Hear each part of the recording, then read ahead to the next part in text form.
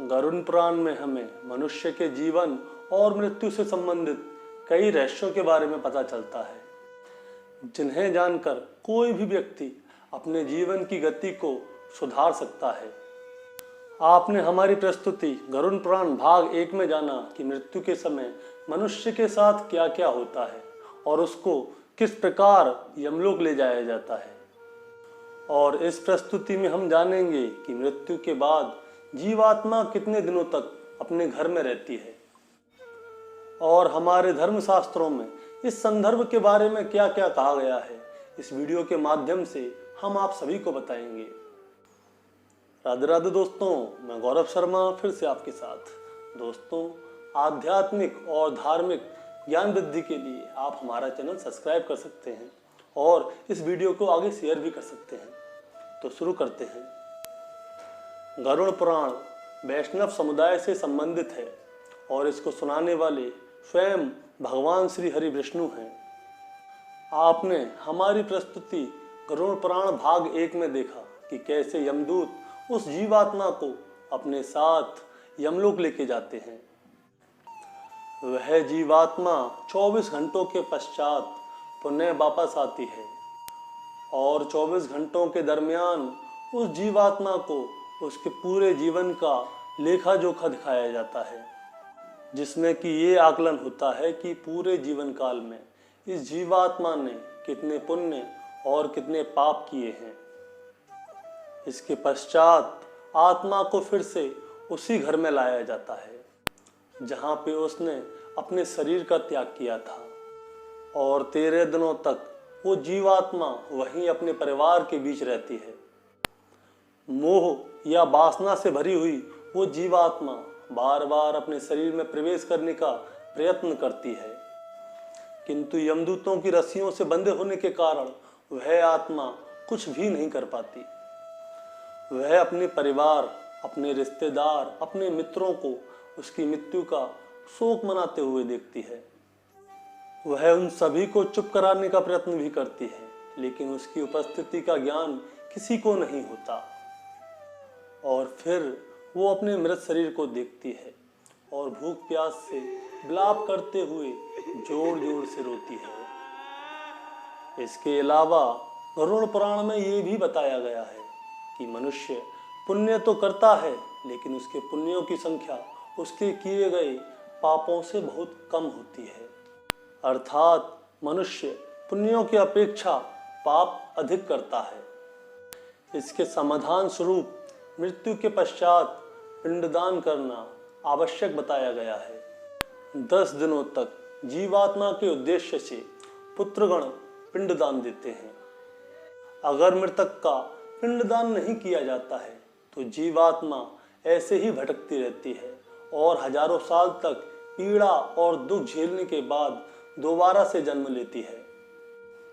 प्रतिदिन दिए जाने वाले पिंड के 4 भाग हो जाते हैं। उसके 2 भाग से मृतक का शरीर बनता है और उसका तीसरा भाग यमदूत ले जाते हैं और चौथा भाग मृतक को खाने के लिए मिलता है। 9 दिन और रातों में प्रेत पुनः शरीर युक्त हो जाता है।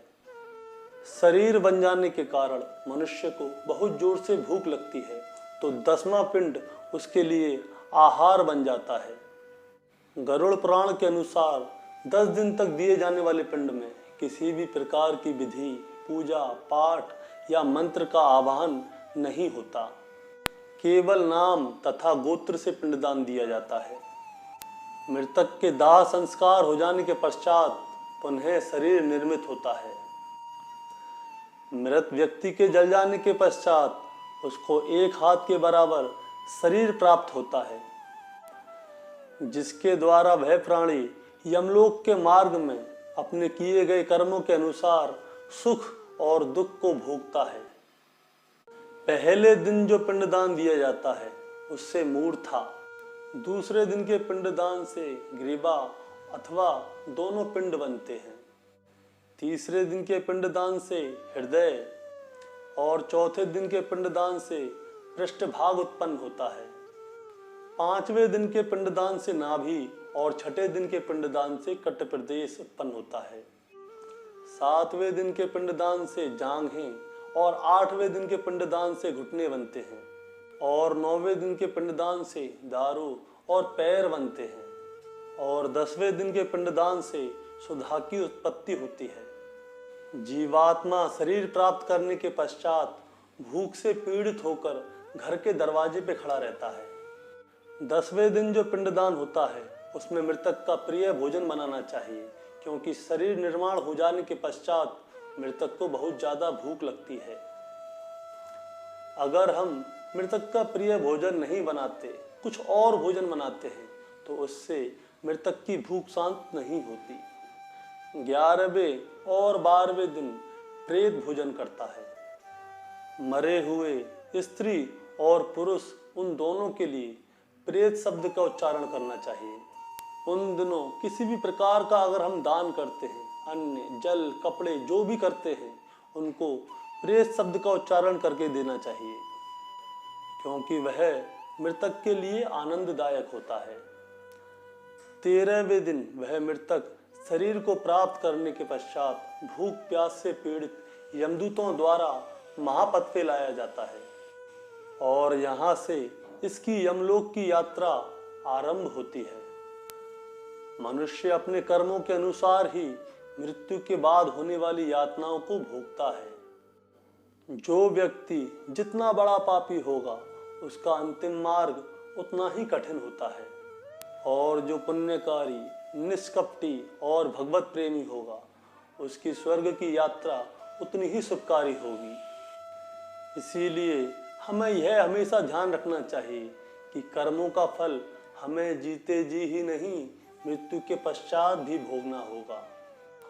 गरुड़ पुराण का यह भाग हम यहीं पे समाप्त करते हैं और इससे आगे हम अगले भाग में जानेंगे, जो कि अगले सोमवार सुबह 11 बजे आ जाएगा।